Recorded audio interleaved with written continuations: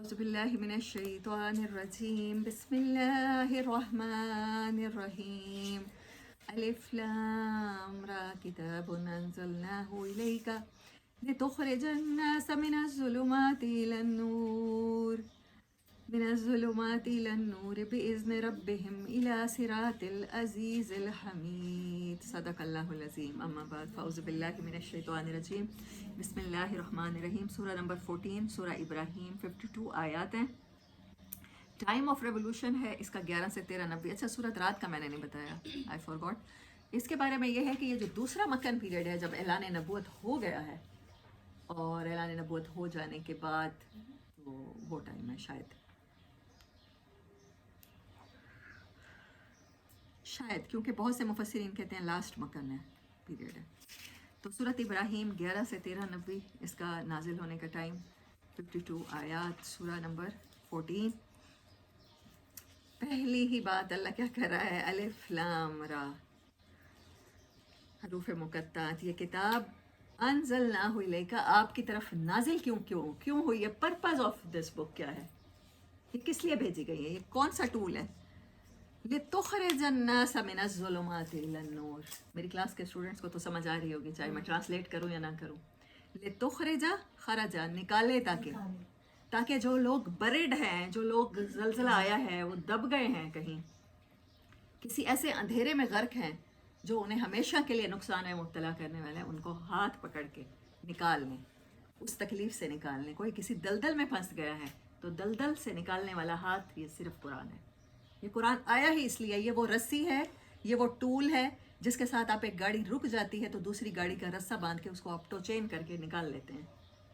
کھائی میں پڑی ہوئی گاڑیوں کو بھی ایسے ہی نکالا جاتا ہے. اللہ کہہ رہا ہے قرآن وہ ٹول ہے, یہ آیا ہی اس لیے ہے. انسانیت دکھی ہے, انسانیت کے پاس سب کچھ ہے.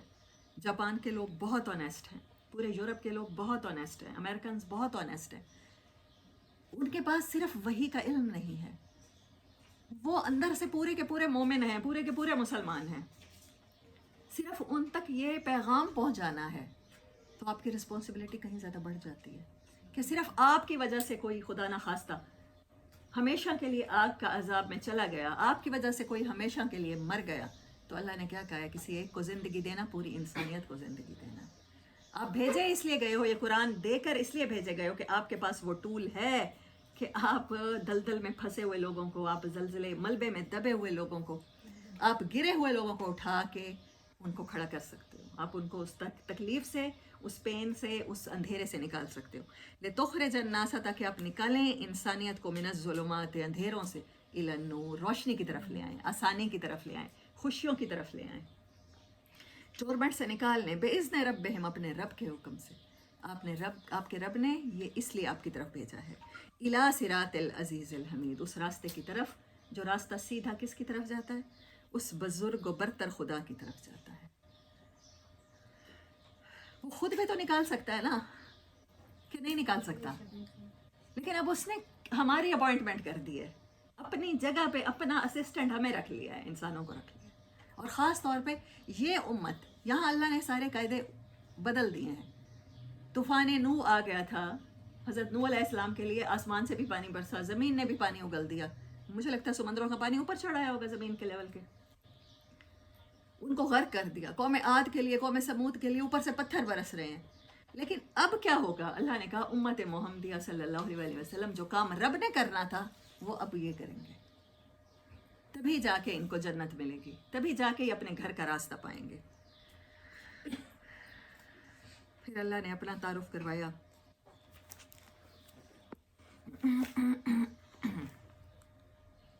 آیات 5 تک تو صرف یہی کچھ ہے. اچھا پھر اللہ نے کیا کہا, موسیٰ علیہ السلام کو بھی ہم نے یہی کتاب دی. وَلَقَدْ أَرْسَلْنَا مُوسَىٰ بِآيَاتِنَا آیت نمبر 5 ان اخرج قومک کہ تو نکال اپنی قوم کو.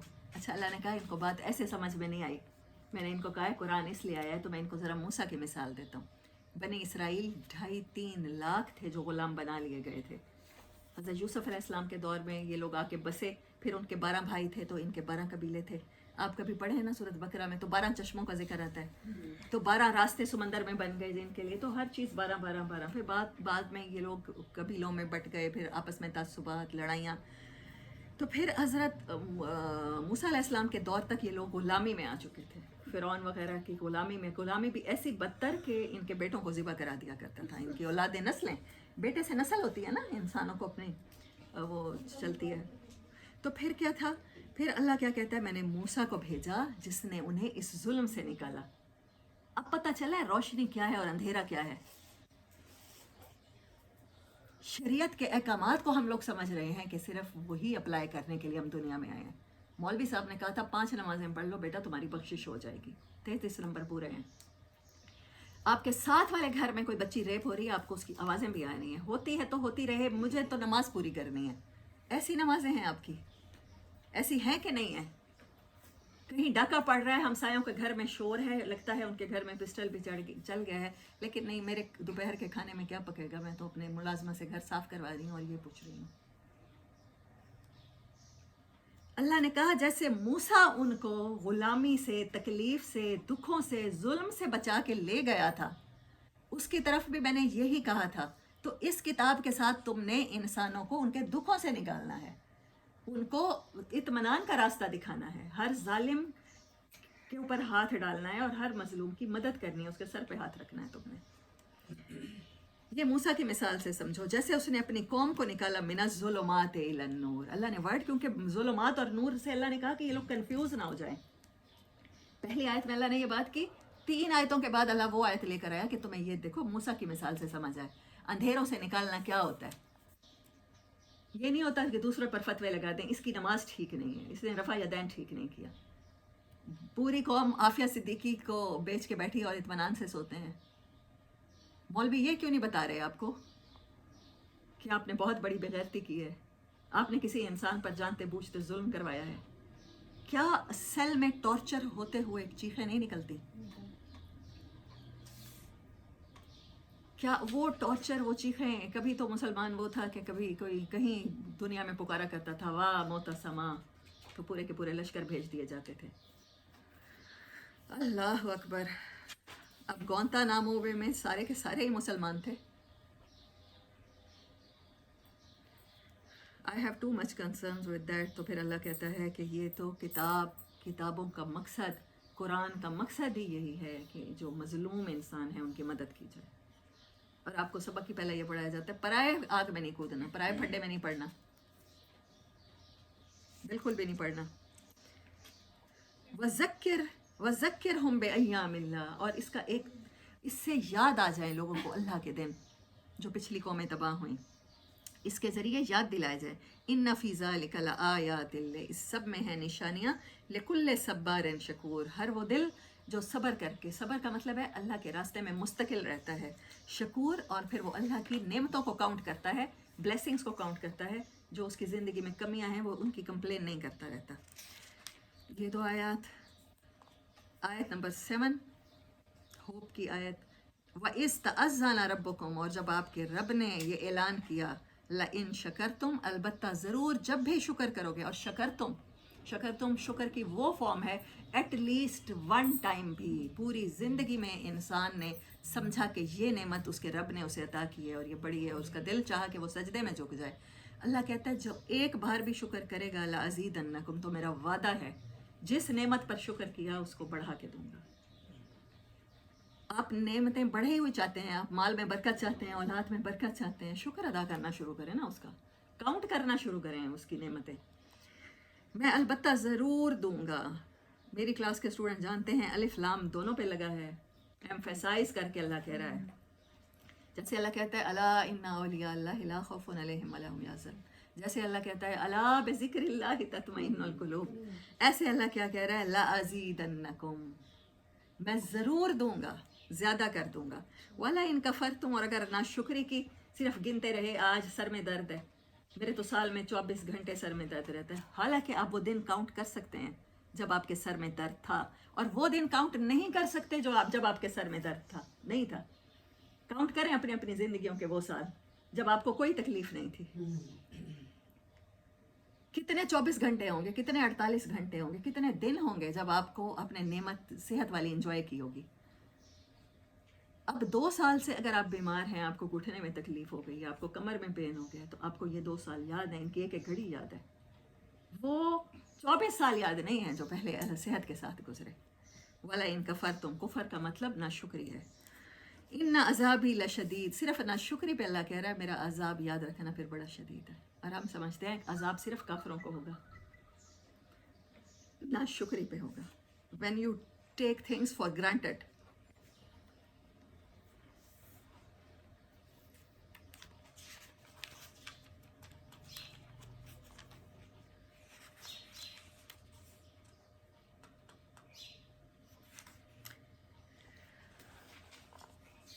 شیطان کی بات ہے آیت نمبر 23. وقال الشیطان لما قضی الامر ان وعدکم وعد الحق ووعدتکم فاخلفتکم. جس دن وہ فیصلے کا دن ہوگا نا، تب شیطان پتہ کیا کہے گا؟ وہ کہے گا جو اللہ نے تم سے وعدے کیے تھے وہ سچے تھے، وہ تھے حق. ووعدتکم، اور جو میں نے تم سے وعدے کیے تھے فاخلفتکم، تو میں نے تو وہ سارے کے سارے توڑے ہیں. اور میں نے وعدے کیے ہی اس لیے تھے توڑنے کے لیے. وہ شعر ہے نا، اردو میں ہی شعر ہے، وہ وعدہ ہی کیا جو وفا ہو گیا. تو وہ ایسے ہی کہے گا. وما کان لی علیکم من سلطان، اور میں نے کوئی زبردستی گن پوائنٹ سے تو تمہارے سر پہ گن تو نہیں رکھی ہوئی تھی کہ تم یہ کام کرو. الا ان دعوتکم، صرف میں نے پروموٹ کیا تھا، تمہیں دعوت دی تھی یہ کر لو بڑا مزہ آئے گا. شراب پی لو بھول جاؤ گے، یہ سگریٹ کا بز لگا لو، چرس کا بیٹ ہے اس میں ہے تو تمہیں بھول جائے گا کیا غم ہے. تمہارا بریک اپ ہوا ہے نا ابھی تازہ تازہ، تو بھول جائے گا سارا غم. نوجوانوں کا غم کیا ہوتا ہے؟ بڑا بریک اپ ہو گیا، اب زندگی نہیں گزرے گی. ہاں. فاستجبتم، تم خود قبول کرنے والے تھے میری دعوت کو، تمہیں لگا میری مان کے تمہیں فلاح مل جائے گی. فلا تلومونی، آج مجھے ملامت نہ کرو، مجھے گالیاں نہ نکالو، مجھے پتھر نہ مارو. مجھے حج کر کے حج پہ جاتے ہو مجھے پتھر مار مار کے آتے ہو. فلا تلومونی، آج یہاں مت میری ملامت کرو. ولوموا انفسکم، آج ریگریٹ کرو، آج پچھتاؤ، اپنے منہ پہ تھپڑ مارو، اپنے منہ پر جوتیاں برساؤ، اپنے آپ کو نوچو.